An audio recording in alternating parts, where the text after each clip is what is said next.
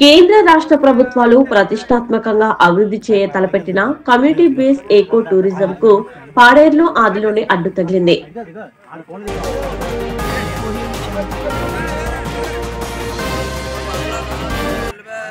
ప్రముఖ పర్యాటక కేంద్రమైన వంజంగి మంచు మేఘాల కొండలు ఉన్న ప్రాంతం రిజర్వ్ ఫారెస్ట్ భూమి కావడంతో స్థానిక వన సంరక్షణ సమితి పరిసర గ్రామాల ప్రజల భాగస్వామ్యంతో అభివృద్ధి చేయడానికి పాడేరు ఫారెస్ట్ రేంజ్ అధికారిని ఏ ప్రేమ పలుమార్లు సమావేశాలు ఏర్పాటు చేసి వంజంగి పాఠశాల వద్ద స్థానికులు ఏర్పాటు చేసిన చెక్ గేట్ ను తొలగించి వంజంగి గ్రామానికి 3 కిలోమీటర్ల దూరంలో ప్రధాన రహదారిపై అటవీశాఖ చెక్ గేట్ ఏర్పాటు చేశారు.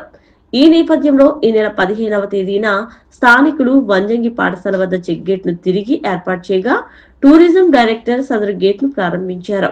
దీనితో అటవీశాఖ అధికారులు జిల్లా కలెక్టర్ పాడేరు ఐటీడీఏ పీఓలకు ఫిర్యాదు చేశారు.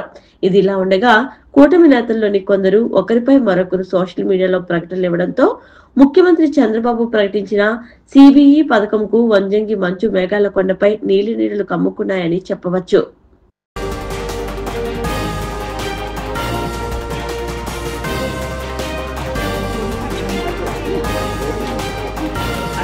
దగ్గర అంతా బాగుంది.